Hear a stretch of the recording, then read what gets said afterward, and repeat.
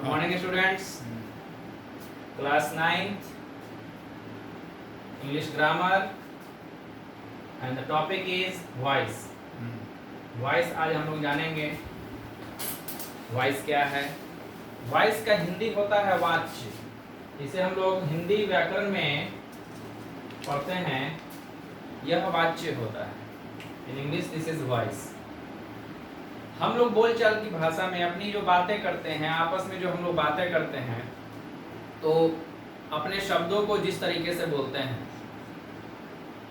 वो तरीका सबका अलग अलग होता है. बात करने का तरीका अलग होता है. शब्द जो हम लोग बोलते हैं, दूसरे से बातचीत करते हैं, तो अगर बातें दोनों की मिलती जुलती हों, रिजल्ट आखिर में एक ही आता हो, लेकिन उनका तरीका अलग होता है. वो चीज़ वॉइस क्लियर कर देता है. कैसे? जैसे अगर एक वाक्य है, हिंदी का एक वाक्य मैं बता रहा हूँ, मैं आम खाता हूँ. मैं आम खाता हूँ को दूसरा व्यक्ति अगर कहता है एक आम मेरे द्वारा खाया जाता है, पता ये चला कि आम ही खाया गया है, लेकिन सिर्फ बोलने का तरीका दोनों का अलग था.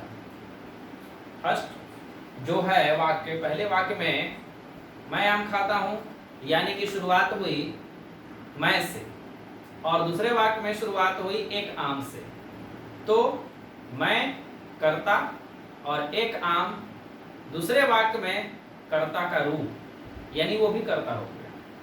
सब्जेक्ट जो था वो ऑब्जेक्ट बन जाता है, ऑब्जेक्ट जो है वो सब्जेक्ट बन जाता है. कैसे बनता है मैं ये बता रहा हूँ. सबसे पहले जानिए वॉइस. इसके दो काइंड्स होते हैं. एक है active voice and second one is passive voice.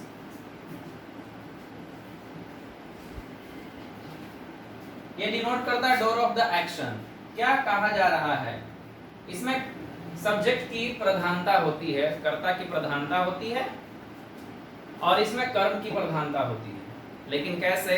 तो इंग्लिश का एक वाक्य है, जैसा मैंने अभी आपको बताया, आई ईट a mango. I eat a mango, ये है हमारा एक्टिव वॉइस में लिखा हुआ. मैं एक आम खाता हूं. ये जो सेंटेंस है ये एक्टिव फॉर्म में है, active voice A dot B dot. Second one अगर हम पैसिव वॉइस में लिखते हैं इसको, तो किस तरीके से होगा?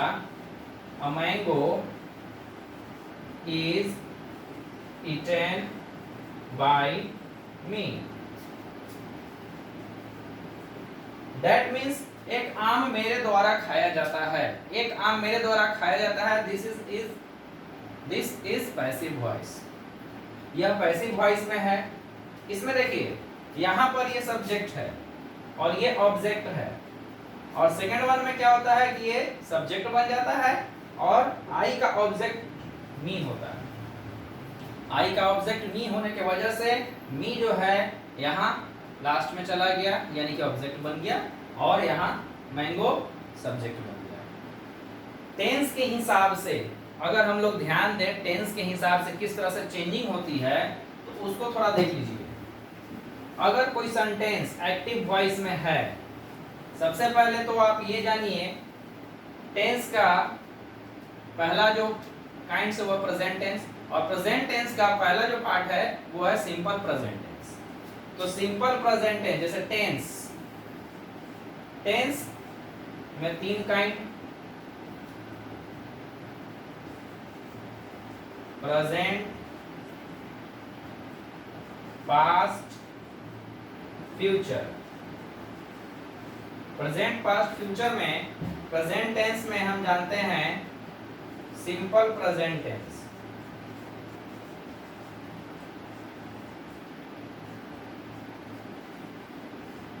ये सिंपल प्रेजेंट टेंस है. इसके बारे में मैं बता रहा हूं आपको कि वॉइस में हम लोग इसका सेंटेंस को किस तरह से चेंज करते हैं.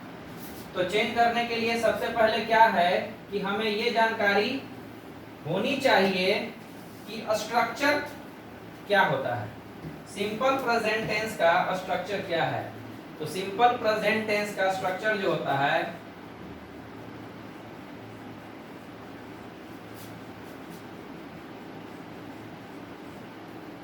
इसका स्ट्रक्चर हम लोग सिंपल टेंस में ये जानते हैं, सब्जेक्ट प्लस V1 और V5 plus object plus other words, ये स्ट्रक्चर है। इस पर एक एग्जांपल हम लोग लिख लेते हैं तो समझने में आसानी होगी। He then V5, any V5 word, he eats a mango, other words with you, that means वह तुम्हारे साथ एक आम खाता है, वह तुम्हारे साथ एक आम खाता है। This is the structure of simple present tense and this is example.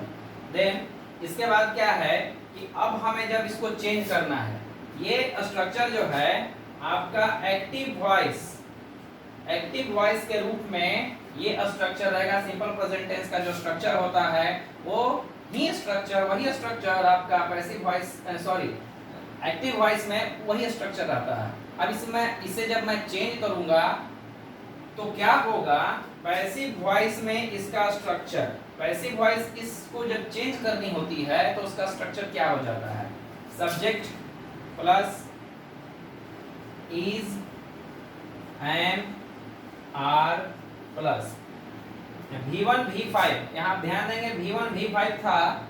Passive voice में ऑलवेज क्या होता है, जब हम टेंस के थ्रू चेंज करते हैं, जब पैसिव फॉर्म में बदलते हैं तो V3 का यूज होता है।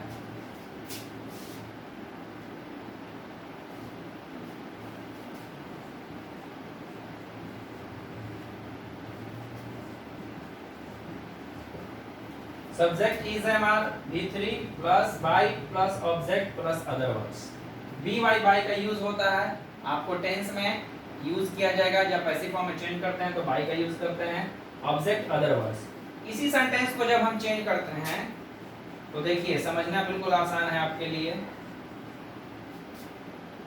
इसमें ऑब्जेक्ट है ए मैंगो, ये हमारा सब्जेक्ट में आ जाएगा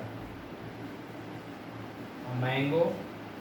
this is singular, so is singular है इसलिए यूज का प्रयोग होगा। It's, this is V5 and the V3 of its is eaten।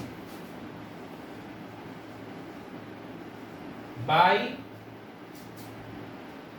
what is object, he is subject here, यहाँ he subject है, then इसका ऑब्जेक्ट क्या होगा, him, eaten by him।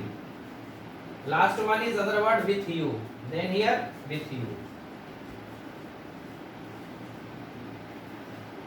so ये हो गया आपका, ये चेंजिंग हो गया। a mango is eaten by him with you। देखिए फिर से इसको समझ लीजिए, स्ट्रक्चर है हमारा subject plus V1 V5 anyone plus object plus other words, then example ही it's a mango with you. Changing, this is in passive form, structure is subject plus is mr V3 by object other words. Example आपका इसी को मैंने बदला है ताकि समझने में आसानी हो। a mango is eaten by him with you। this is simple present tense। then the second one is present continuous tense। what is the structure? अब मैं स्ट्रक्चर लिख रहा हूं और आप लोग समझ जाएंगे। प्रेजेंट कॉन्टिन्यूअस टेंस जो है आपका, वो प्रेजेंट टेंस का दूसरा पार्ट जो है वो प्रेजेंट कॉन्टिन्यूअस है। Present continuous tense. Active voice structure मैंने ऐसे छोड़ दिया, ठीक है।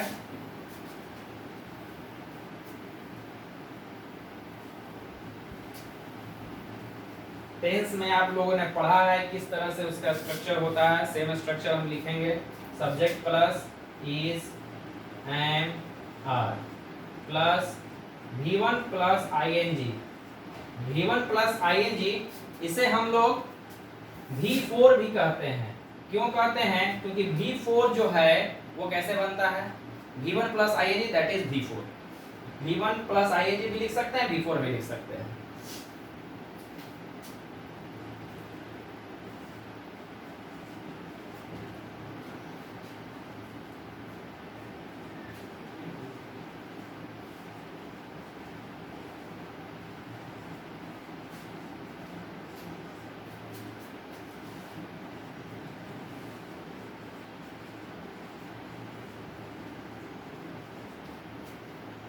देखिए subject plus is am are plus V1 plus ING plus object plus other words, इस पर मैंने एक एग्जांपल लिख दिया है। वो एग्जांपल है you are playing hockey in the playground.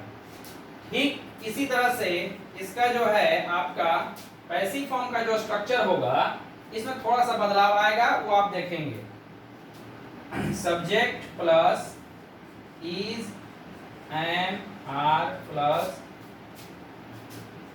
Being,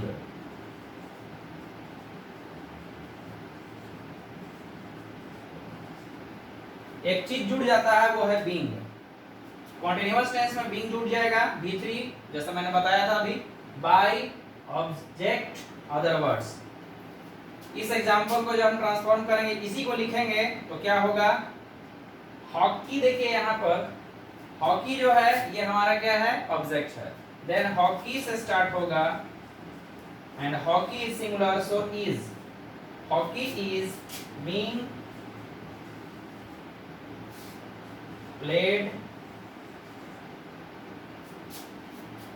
by you in the playground।